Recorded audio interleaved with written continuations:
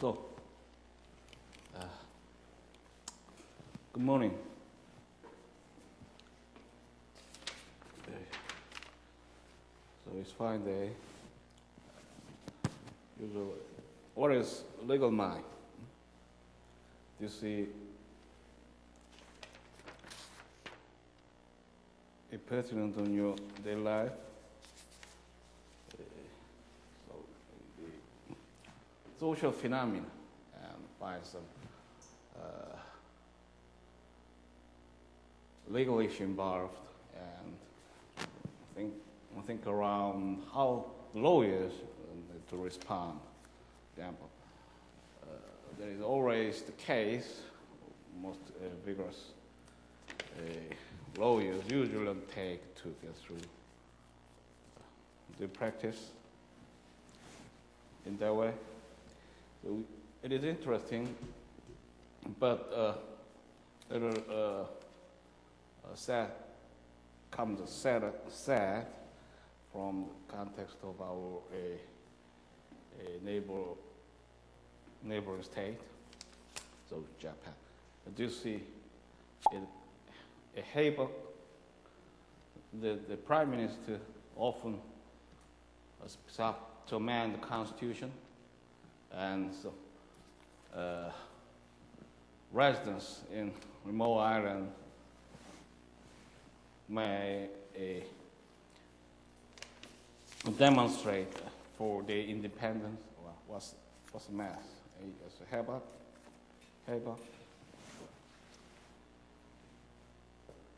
So that also involves kind of a constitutional issue in comparative viewpoint. Right? How do we perceive the strong need of a constitution? They have a monarch, which is symbolic, and you can see him generally kind of engine, but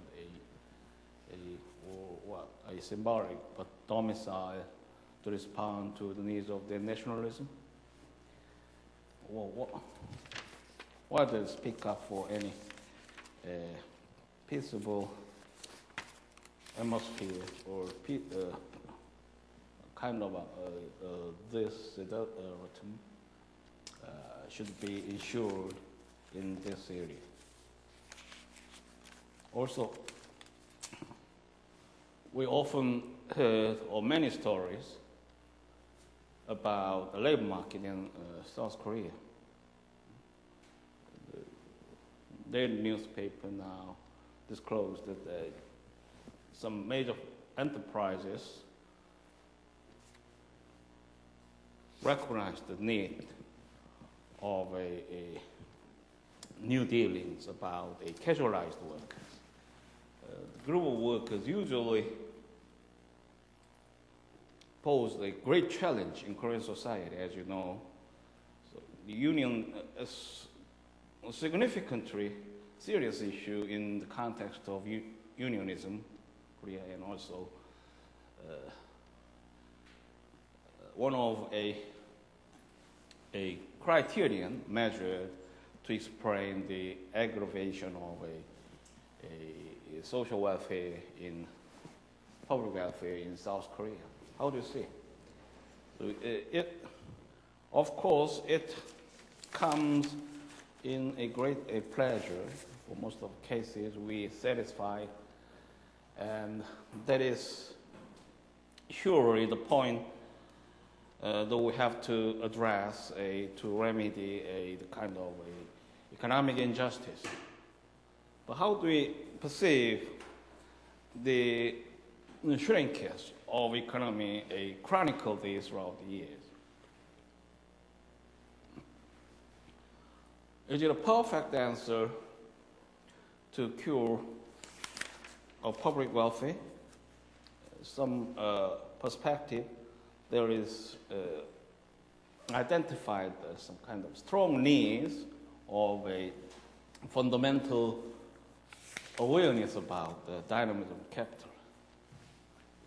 So they usually in this is reluctant to invest. So the working class not only claims the status, a job status, a job security or other kind of a pay arrangement, but also they have to reshuffle their minds to interact in capitalist society. The issue might be more possessively vegetated from the European modality, particularly the northern European states. In those states, the casual light workers are often frequented, but they do not have some high extent of a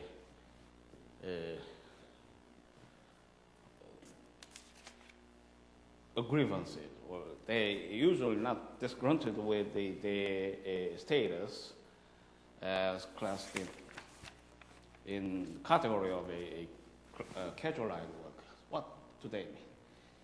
The casual light workers in northern European states have virtually the same status as regular workers. They are entitled to the scope of a social benefits and other kind of a context of remuneration and jobs, many points of job status. So they do not see a practical differences between regular work and irregular work. One point the difference lies, of course, in a job security, but that is also ensured in high extent by well-organized economic network in society. So they are agile to respond to the labor markets, and information is given usually in very speedy ways. So they are more readily accessible to new labor market, a new job. They may get far easier on a new job position, and that the kind of arrangement also benefits the employers who have to be strategic to respond to markets. So they hire as a casual line workers to specific circumstances, and they later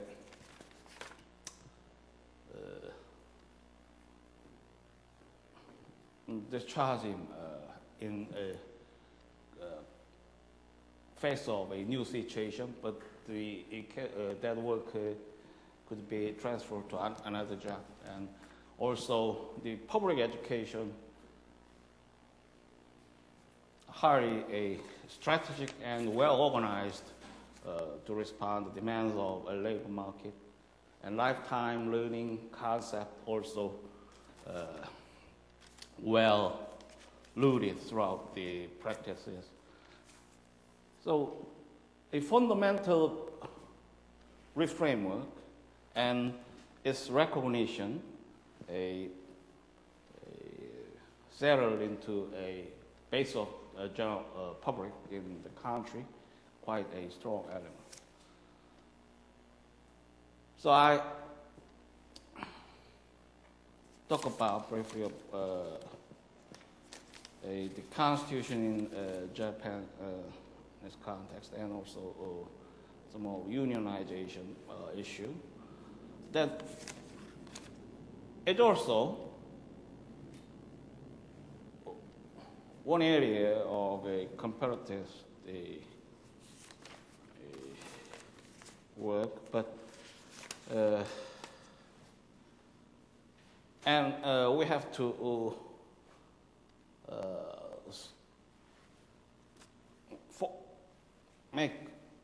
frequently kind of focus in our work of a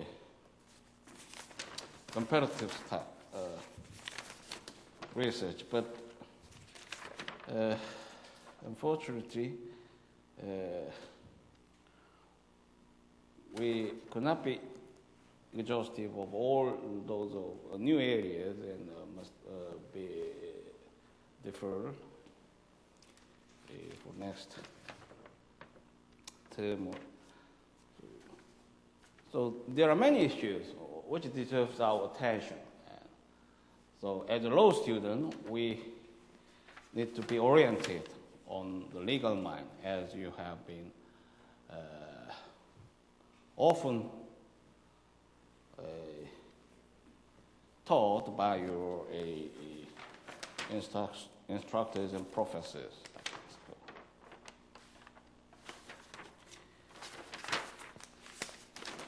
So we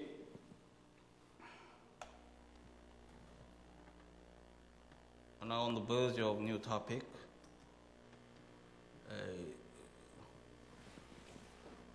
We start at the beginning of sources of law. Let me foreground our argument delivered in this class in the form of outlines. You see, sources of law, the precedent, as England is a communal country, a precedent is a primary source of law. So we begin with reporting of cases and binding nature of cases, the nature of case law, case of the European Court of Justice, and finally we'll have a chance to review some point of judicial style, which is cultural, and allow us to see the basics of the practical dynamism, I guess.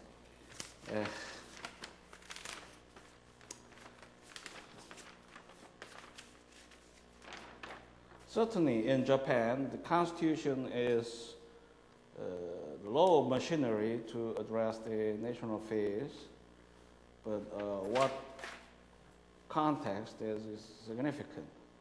And what context is significant in the interplay with the symbolic monarch?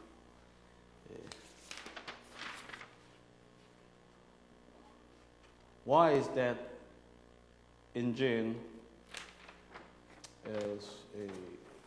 remain in reticence?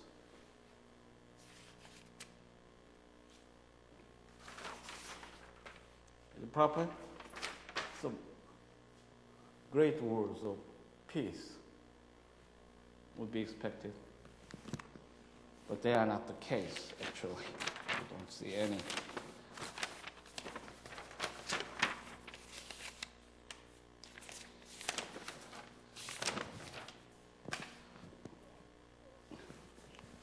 Little discussory, but I like to mention about the practical context experience through the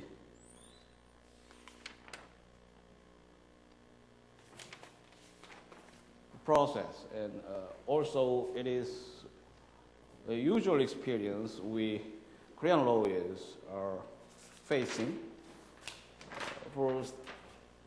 In England, the procedure is usually conducted in the form of an oral argument. As you will later see, the court opinion reportable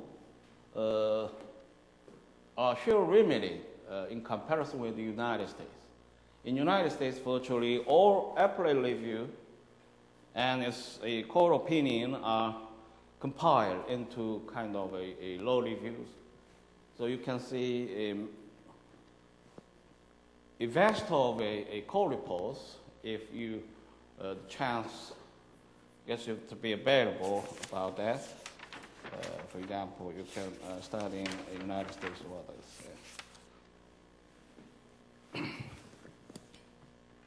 So it is one point of a comparison. In England, the core report is performed in surely a selective process, and some semi-public counsel are principally responsible to select the reportable cases. It usually comes in very limited statistics. For example, 10% of court opinions are just reported. That is in the context of the judicial style. So the opinion usually rendered in oral forms in most cases, but in some cases involving a major controversial issues, the oral opinion and could be reported. Okay. And the value of a written opinion is usually related with a possessive power. The oral interaction is very intensified through various points of issues raised in the case, and the bar people and the judges, a bench, could be seen more properly that there are some kind of a common venture to address the question. So what is the point? So most genuine aspect of case could be more properly disclosed through the process of interaction. And of course, the federal system usually incurs some phenomenal divergence between each jurisdiction, between 50 jurisdictions in United States. The federal system also operates as one of variances to uniformity of law, and that is not the case in Great Britain. So it is unity form of government, and also they may well be seen to act in cohesion and a cogency throughout most of the Commonwealth nations. So they usually share a uniform community about some base essences of a common law rules and principles. And that is also the point of difference between England and the United States also. And there is also concern about oral arguments. How do you agree if stages and intensified process of a inner circle could respond more properly to resolve the case in persuasive power and in maintaining uniformity throughout Commonwealth nations? In many senses, a vivid interaction by oral argument may get better than a tedious process of lengthy preparations and others. So we are a state of similar nations, and the practice in terms of a judicial style may be juxtaposed in many points of comparison, and particularly in contrast, we can see oral versus written, and that contributes a different forms between England and the group of other countries, France, United States. United States is one of common law nations, but in view of judicial style, there is delicacies and differences about the ways of dealing among three groups. The point, I suppose, would go to the recognition of a jurist and the structural elements pre-oriented in terms of the social practices and personal experiences. The jurists in France and Korea and also in the United States usually perceive kind of a supremacy or final authority from civilized form of a constitution or some hard imagery of a Congress, a intensified network, which is official, of course, through the interaction. So, judicial conference is usual in the process of a procedure. Example, they often convene to discuss the merits of a case upon the end of a procedure. So the presiding judges and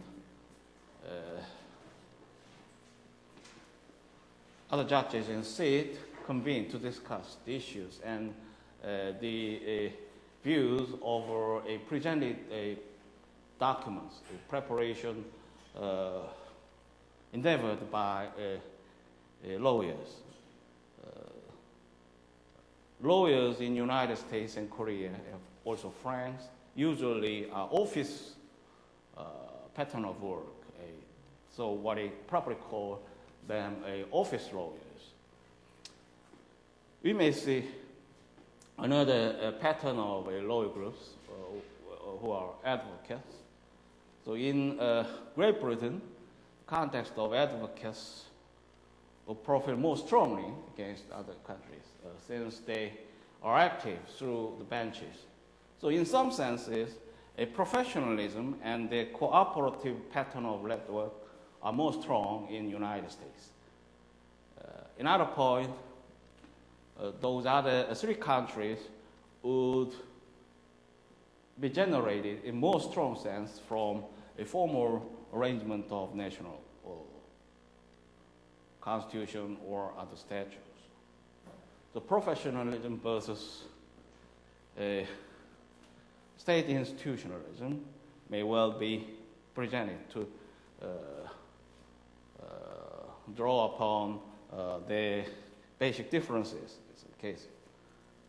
So the pattern of engagement in those three countries are usually focused on the written materials, which is lengthy and prudently and considerately prepared by office lawyers. So the pattern of engagement is rather on meditation, or the judicial conference is popular to address their needs. And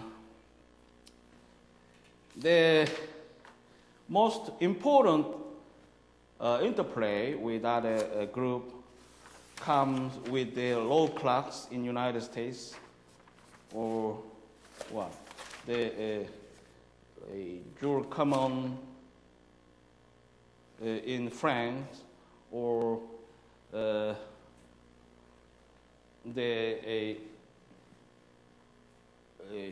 judges in aid in Korea. So selective group of officers are engaged in deciding a basic case. In contrast, most important stage may be found in interaction between bar and bench. So professionalism more strong in that point. Of course,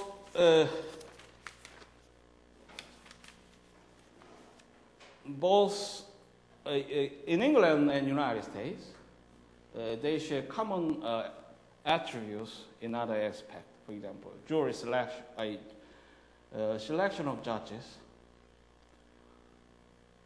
are tilted on a advocate other than office lawyers. So prominent officers are usually selected to the post of judges in both countries. It is common in other points.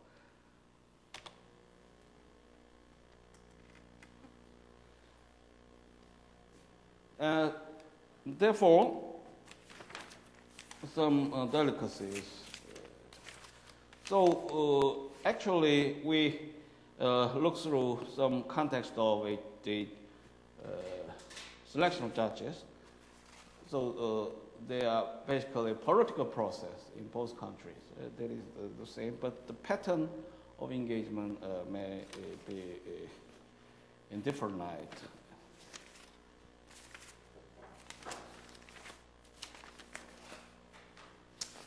So, as coupled with the article introduced in last class, we will get some basic ideas about the practical dynamism by ways of a judicial style.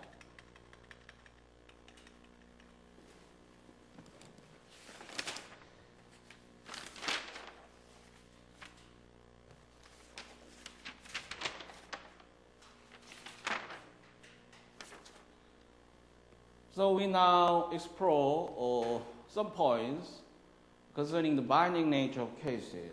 The binding nature of a past cases, what we call stare rationabilis decidences, or more commonly but less accurately, stare decisis functions, but more easily in a unified court hierarchy.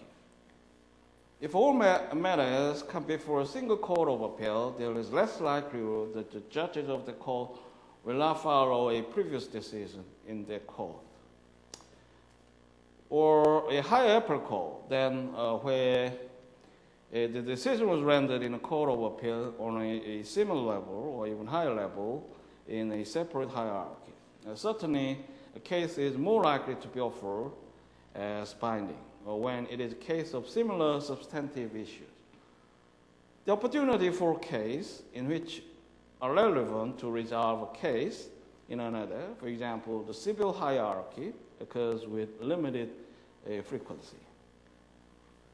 But it does occur, and the single hierarchy affords an easier aggregate a forum for the development of rules of stare decisis. In considering the binding nature of decisions in the English system, one should consider, therefore, how such rules might be applied in a civil law or social law system, as well as how they have developed in the United States. To start up at the top, one might refer to the decisions of the European Court of Justice and their binding nature on English court. But that is intelligent, difficult question, so we start rather with the House of... But I will get you later available about that shortly. Its decisions are binding on lower court. No one seriously questions this rule. It is a respect for high judicial authority and is followed not only throughout the common law system, but as close parallels in many civil law systems. For decades, it was assumed that the House of Lords will follow its own decisions. In 1898, it held that it was bound by its own decisions. However, subject to criticism over the years, this remained a form rule. But in 1966, the Lord Chancellor announced reversal of this policy.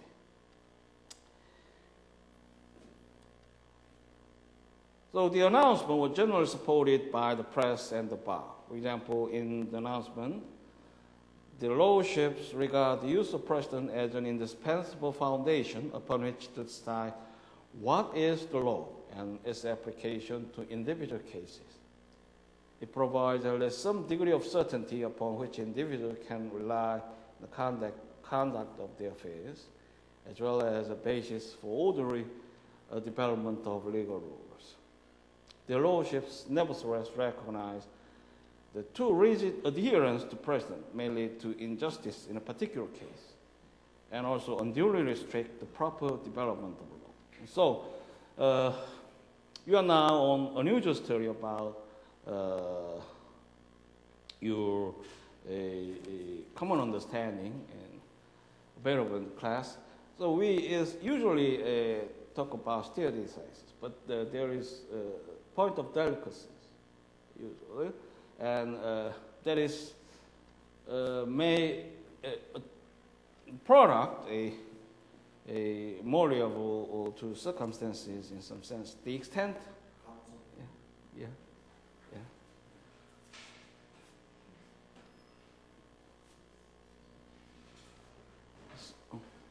So, sorry to begin this class a little later.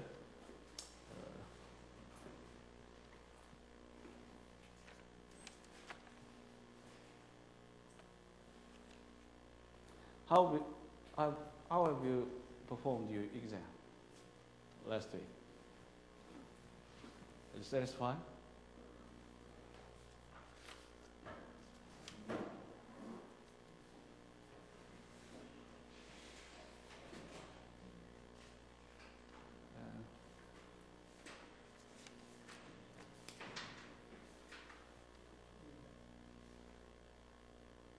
So, stare decisis often comes in absolute ways, but it's also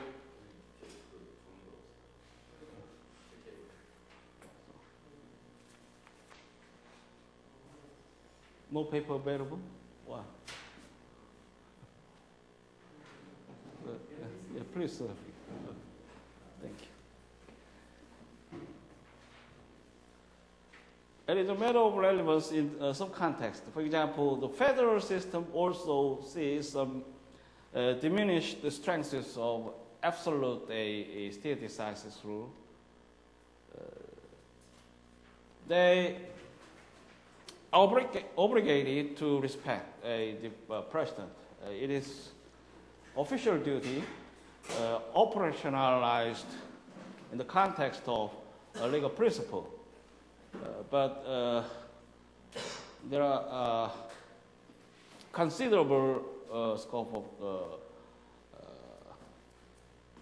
cases which are unavailable of a requisite precedent. So they force to resort to exactness of cases to pay relevance, and they also search through many precedents helpful to resolve a case. Finally, they may get art with no authority, binding laws applicable to their case. That allows him to make a chance of a judge-made law. Do you agree? But in any case, that is not so simple, delivered in a short passage. Many practical points of discussion involved in context. And also the Lord Chancellor spoke a context of a reform, and not exactly reform, but our real awareness of some dismal swamp, of course, in the area of case law. And you can also imagine the kind of context from the words of Dean Rosbaum. He deployed a stack of case laws, which is a tremendously overamount compiled through the centuries. What are those? All they are precedents with a binding power on judges? How do you deal with the kind of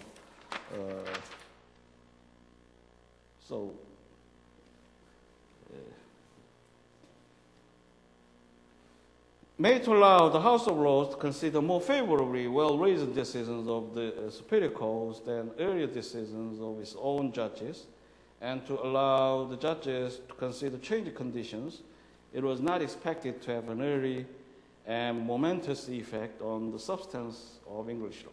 There have been few instances of reliance on the new rule.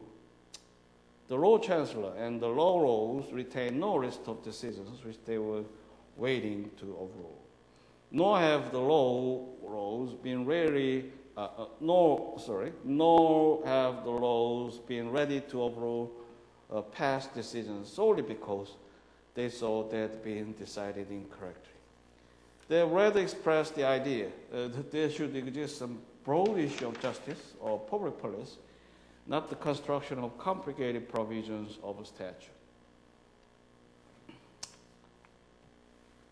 That the House of Lords might consider following a court of appeal or even lower court opinion rather than an earlier opinion of its own may be partly attributable to the great homogeneity of the English courts than is characteristic of many of other common law systems. So it is simple to see an impasse which can be encountered in the context of supremacy of a court, highest court. Then can they legitimately revoke their precedent, which was given through the years? That is also one point. And that involves a kind of a Second Amendment dilemma now posed.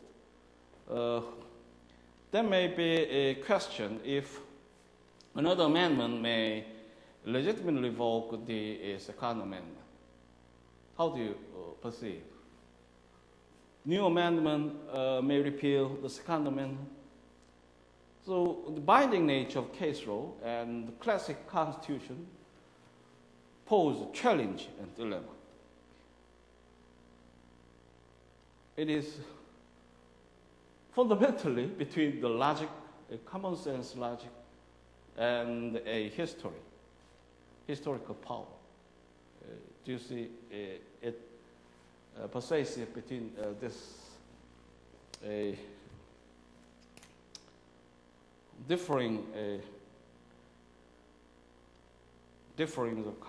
differences of context?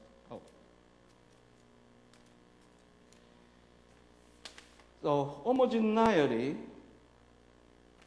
should be understood here in the sense that the judges are all from the same cloth. If there have been eminent bar barristers, usually King's Counsel, we may think someone qualified to be on a federal district court, or even the Court of Appeals, but not the Supreme Court. There is much less said about English judges, though it is the more able who work their way up to the Court of Appeal and to the House of Lords. But as noted above, in discussing the House of Lords as judicial institutions, some believe the Court of Appeal to be the more important court in the sense of handing down more decisions which retain lasting influence. That is not so in the United States, due largely to geography. In England, there is one Court of Appeal for the whole nation. It is located in London. It is thus much like the House of Lords. But in the United States, there are many courts of appeal. The important decisions are widespread among them. Were we to have a single court of appeal in Washington, might it not have the elevated prestige possessed by the Court of Appeal in England? We are not suggesting that the House of Lords is in any way bound by decisions of Court of Appeal. The position of the laws is that it recognizes that the binding nature of decisions of any court has the potential for creating a mischief in the rational development of the law The laws prefer to be free to follow good decisions. Not any decisions tie less to have the value of a substance of the decision than to the level of the code which rendered the decision. We should know, however, that the direction of the laws is not to say we do not wish to follow previous decisions of our court so that we may say anything we wish, but so that we may consider decisions of other tribunals which have put forth variable and appropriate interpretations of the law. So in application of a state decisive rule, there is also a factor concerning the ranks of cause. That is particularly so in the context of federal system, now administered in the United States. Do you see a pertinent by searching through the cases of other court in equal length, higher length, first from the higher lengths and equal length. Of course, it is definite if the court is Supreme Court cases and also delicacies. And LA doctrine also engaged to find a proper laws of binding nature. More difficult in a federal system. The practice statement was meant to allow the laws to consider the needs of society over time. But the reference to wanting to also consider decisions of other low English courts illustrates the pool of precedent in shaping new policy. It emphasized the value we place on precedent, even though we may wish to reject it as mandating a compliance. Only brief note need to be made regarding the obligation of lower courts to follow the dictates of the highest court, and generally any court higher than the one rendering the decision. But if the court of appeal next closest to the court whose decisions are at issue is very close to the higher court in the respect given to the former's decision and the homogeneity of its judges, and if the lower court is a single national court in the same location as the highest court, perhaps there is great likelihood that the lower court will be inclined at times to ignore, if not actually, and untactfully reject the highest court decisions. This has occurred in England in the rulings of self-admitted a turbulent judge, Lord Denning. A turbulent judge was coined by Lord Denning, which is helpful to have a straightforward ideas about this dilemma. In Broome versus Castle, the Court of Appeal held unanimously that the House of Lords has been wrong in an earlier decision. Lord Denning comments on his experience very usefully.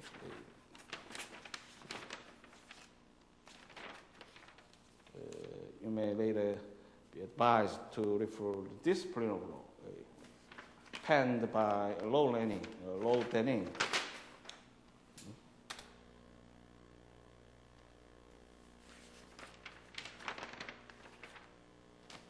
Then, what is the nature of case law? You're now on item C. Before it is possible to apply precedent, it is necessary to know what rule of law the previous case stands for. How binding a precedent may be in future disputes to apply the wrong rule from an earlier decision cast doubt upon the use of precedent as a source of law. One must be drawn from the earlier case, however difficult it may be the process, is illustrated by the emphasis placed on case analysis in law schools in the United States. So, it is a principal task that the law system should respond throughout the 3 years study in the United States. But the same is not the case in other common law nations. Thus, one might ask whether there is too much focus on the process in the United States on separating the racial decedent from the chef, or whether other systems do not place sufficient emphasis on the process to the detriment of these persons when later acting as advocates. But our interest is not in comparative education at this point, but on how our systems approach the maze of a decisional verbiage with the goal of seeking the often elusive rule of law on which the court reached its conclusion. The process of determining the racial decedent does not affect the judicial process in civil law nations to the same extent as in common law system. This is understandable. Decisions of such a civil law courts as the French Cour de Cassation do not, when read, show much in common with common law cases. The French civil court decisions do not read in general discourse fashion. They attempt to succinctly state the reasons for the decision. So you can see some attributes often available in pensée judiciary. You use a term to denote the French pensée judiciary. How do you imagine? Determining the racial decedent has been given almost as much attention in the writings of English observers of system as the most loquacious decisions they will decide. John Austin may be the progenitor of the discourse. He may reference to the term racial decedent in his lectures on jurisprudence. John Austin is one of a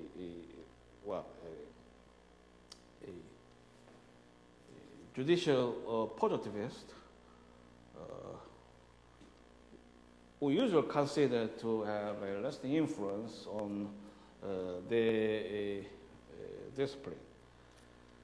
Arthur Goodhouse set forth a framework for finding the racial decedent, which became very influential in England, but which has been criticized by later observers, including Julius Stowe.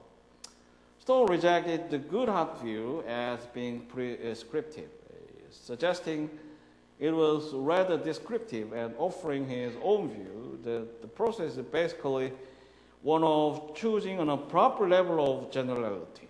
There is thus implicit in a decided case a number of racial decedentity. The American realist would respond searching for the racial decedent and obiter dictum is fully a search. The analysis of a case and the determination of what the judges has said as racial decedent and what he has said as obiter dictum becomes important only in the context of what a later judge says about a previous case. The rule in case A is what the judge in case B says it is. As Cross suggests, they consider rather serious a joke made to a Lord of Appeal in ordinary. The rule is quite simple.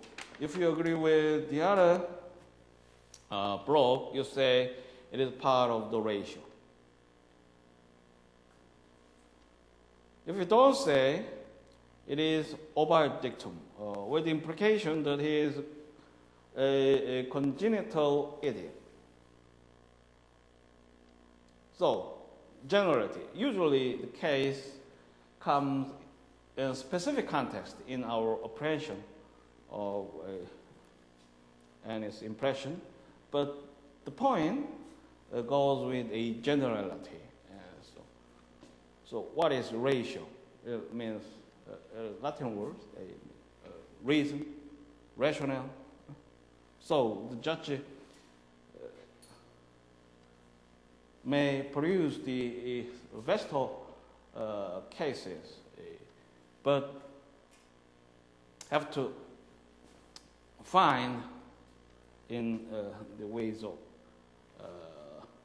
training and education pertinent cases and exercise acumen based on reason and generalization. It's one of a skill and powers required for common law lawyers.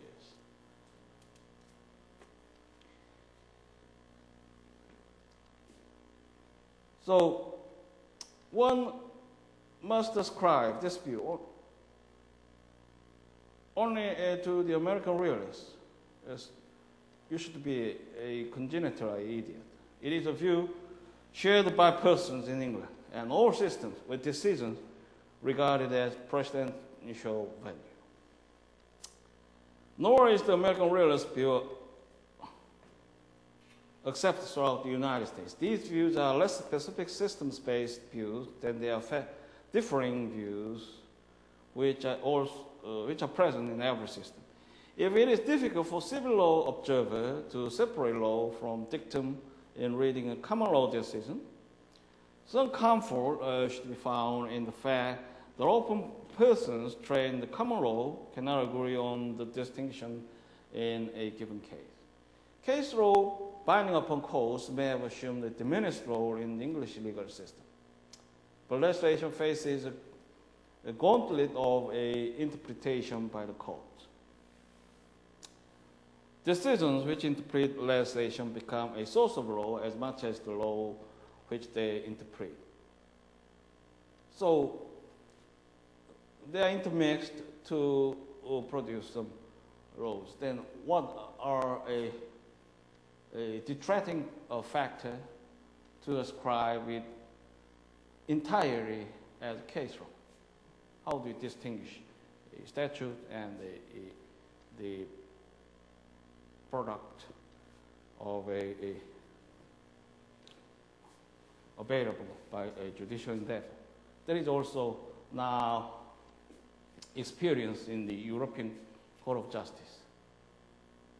Initially, they found, based on basic laws, an international treaty, a Rome Treaty is particularly important to underlay their foundation. But now we can see a plethora of case laws which could be considered in the extent of ordinancy and also a coherence. What are laws? A founding treaty or the case laws develops. An English tradition began where the common law, case laws, in a primitive form of a community. Now state is powerful, and the state is amenable to a wide ambit of a judicial intervention, not exactly intervention, but many tactical ways to devise a kind of a scope of a detailed rules.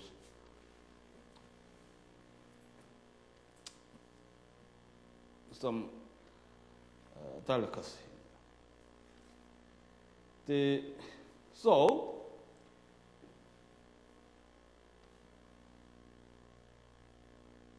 until judicially interpreted, laws are frequently believed to lack the authority which arises with judicial sanctification. So for the strong adherence in point with the common law tradition, we can say the word judicial sanctification. So we are obliged to respect the statute, but that is not law. Our hand converted them into laws. That process may be talked about in the word judicial sanctification. While this should in no way diminish the fact of the supremacy of Parliament, it does illustrate the way the interpretations of statute possess independent status and authority. The statute alone may be viewed as incomplete until it has been interpreted. Certainly, precision and flexibility are thought to be characteristics of precedent as a binding source of law. Once a decision has been rendered involving particular facts, there is some assurance that in a subsequent identical fact situation, a similar conclusion will be reached. Common law lawyers nevertheless have become exceptionally skillful at distinguishing fact situations and making it difficult to accept the identical situations ever recur. The aggregate of judicial decisions in England constitutes an extensive framework illustrating how varying disputed facts have been resolved. To the English lawyer, it is inconceivable that these variations could be foreseen or included in a statute. The most exhaustive code cannot offer solutions to all possible situations. It must, of necessity, have some measure of abstractness. A civil law judge has task of resolving a case from broad statutory principles and underlying series of the essence. English common law has attributes both of flexibility and rigidity. Decisions are less binding than might at first be assumed. So we encounter the word essence. It is one of a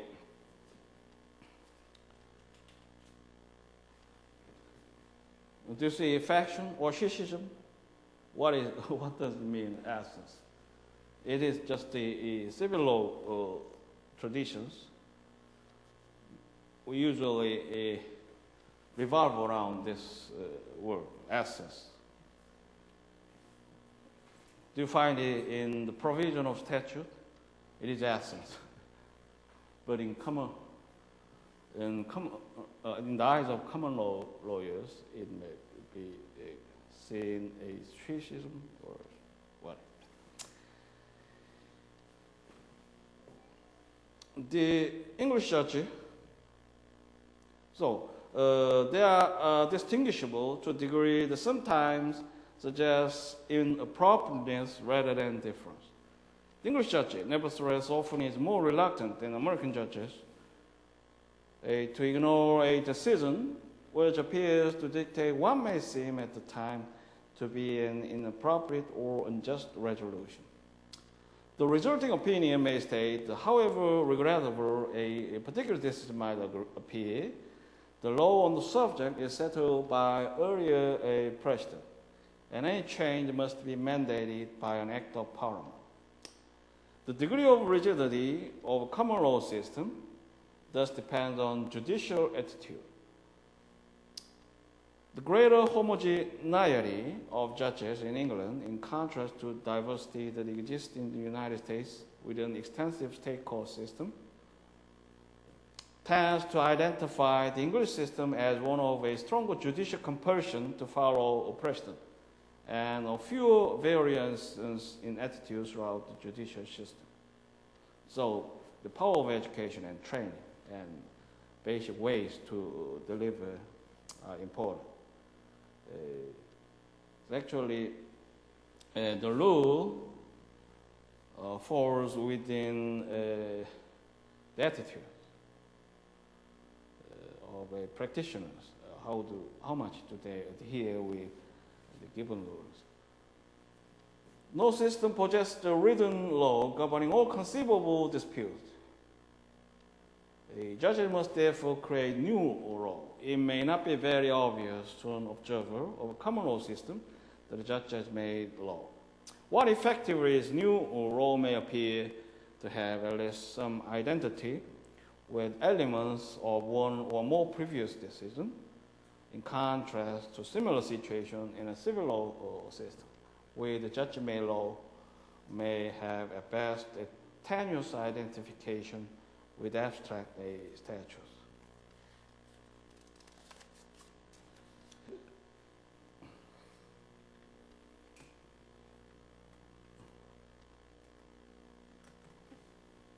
So the generalization usually misleads the practical dynamism which occurs within the profession of others. So what you can see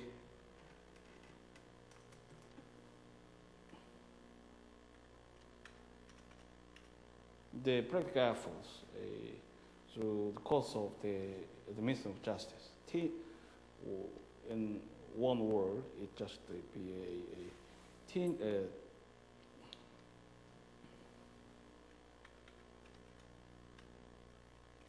tenuous identification with abstract statute.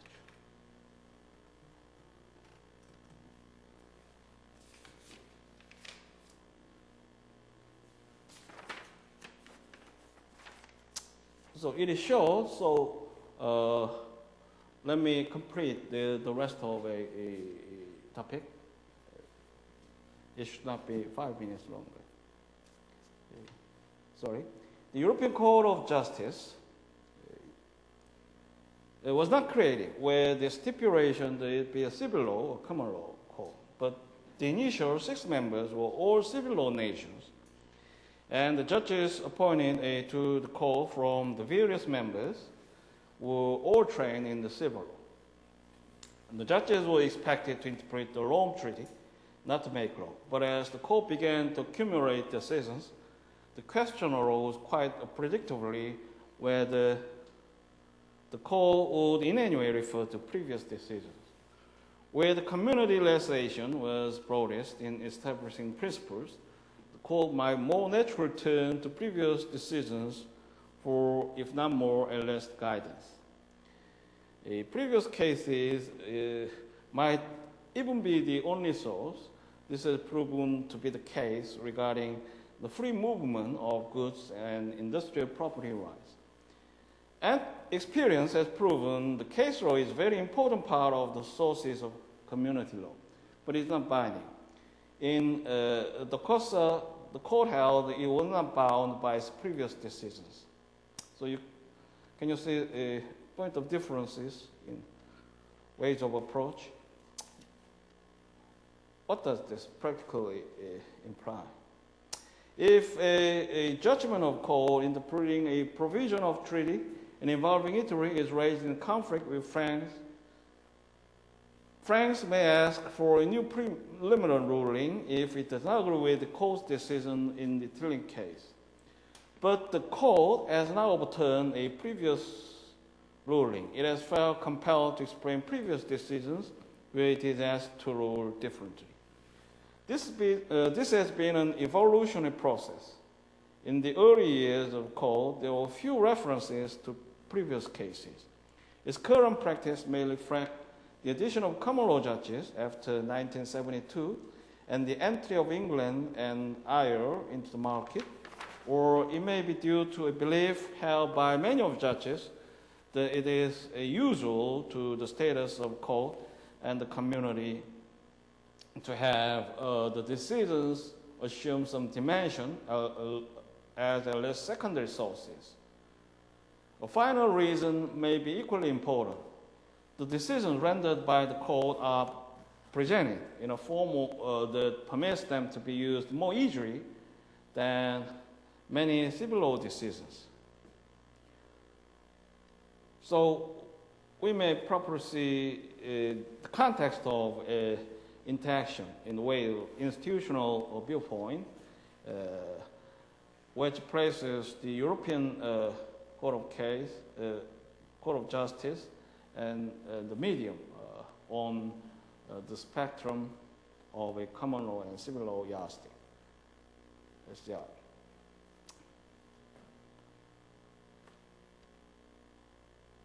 As mentioned at the beginning, a precedent is of little value unless it is in a form which is accessible and of sufficiently discursive style to allow its facts and ruling to be understood in subsequent litigation. Were the Rome Treaty to have been considered a civil code for Europe, then the attitude to a case is the source of law might have been less accommodating. But it did not a code in the sense of a civil law code. So the extent of strengths differs the context, but not significantly. There could be interchangeable, but certainly differs. It is legislation. And it is essentially public rather than private law. Thus, it's more accurate to compare the decisions of Court of Justice to those of public law courts on the continent than to civil law courts.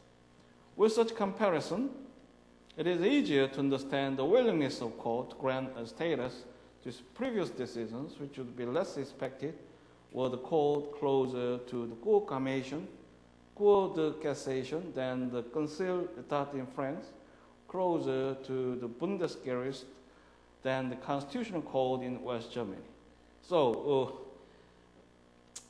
as we know, the concept of, about code in France is rather constitutional in legal sense. So there is a delicate point in difference between private and public law in terms of the legal perception, and also a strong tradition has some influence in the context. So there is not surely a conceptual dimension, but a practice also depends on their sense between private and public law. Then the cases produced by European Court of Justice should be seen in the context of public eyes. So you can see differences in extent of its enforcement power and in consideration of its binding nature, coupled with a Rome Treaty or other founding treaties. Thus, it is more accurate. With such comparison, we can see the emerging feature which travels very much, but now many settled understanding have been bred through the practices or through over long years, you see. And the fact that decisions of court are used by the court in later cases does not grant to them the status and authority of common law precedent. Nor should we suggest to the common law observer that because the community was formed by civil law nations, that the court is no different than a continental upper civil law court. So, do you have a new perception about European Court of Justice? It may best be described as sui generis, as a court which, with regard to case law as precedent, sits somewhere not far from the midpoint of what it perceives as the typical common law and civil law courts, and the acceptance and rejection of precedents as a source of law. And now we remain with the last topic, judicial style. And as I mentioned, we rest upon many points of understanding on a Goto article prepared by Goto. What is judicial style? Judicial opinions reflect characteristics of the legal system. They may tell us how and why judges reach particular conclusions. So Goto's viewpoint is important and extend the scope as coupled with a article Lawson. And that should be the work for the next class. So thank you for your attendance.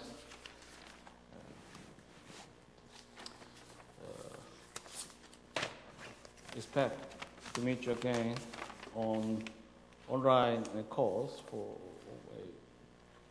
2 hours, and have a pleasant weekend.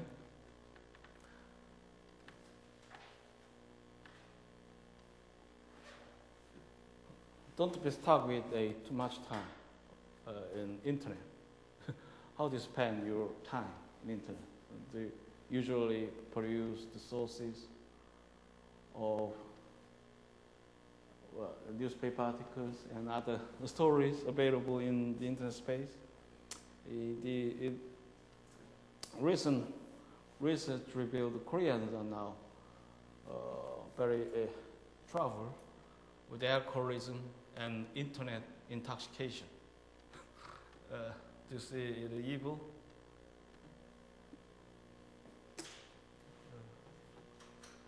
So, should be healthy and have present. We can see you next time.